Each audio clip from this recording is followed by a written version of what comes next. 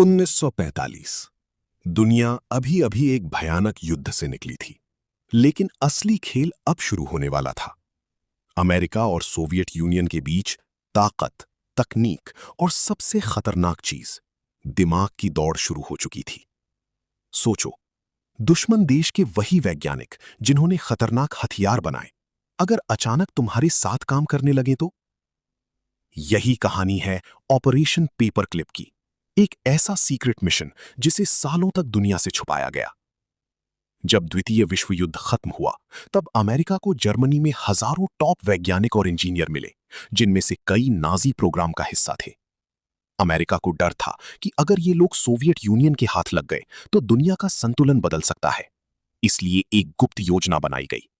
इन वैज्ञानिकों को चुपचाप अमेरिका ले जाया जाए।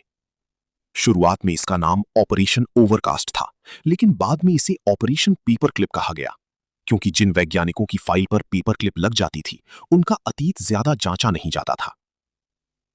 करीब 1500 से ज्यादा वैज्ञानिकों और उनके परिवारों को अमेरिका लाया गया, जिनमें कई लोग पहले नाजी पार्टी से जुड़े थे। लेकिन उनकी जानकारी इतनी कीमती थी कि उनकी फाइलों को साफ कर दिया गया।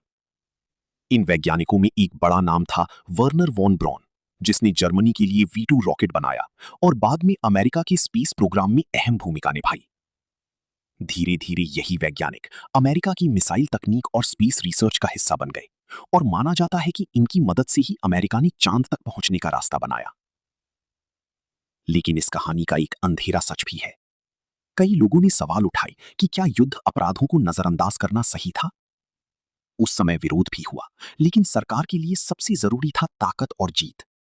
और यही वजह है कि ऑपरेशन पेपर क्लिप आज भी इतिहास के सबसे विवादित सीक्रेट मिशनों में गिना जाता है। एक ऐसा मिशन जहां जीत के लिए सच को छुपाया गया और दुश्मनों को हीरो बना दिया गया।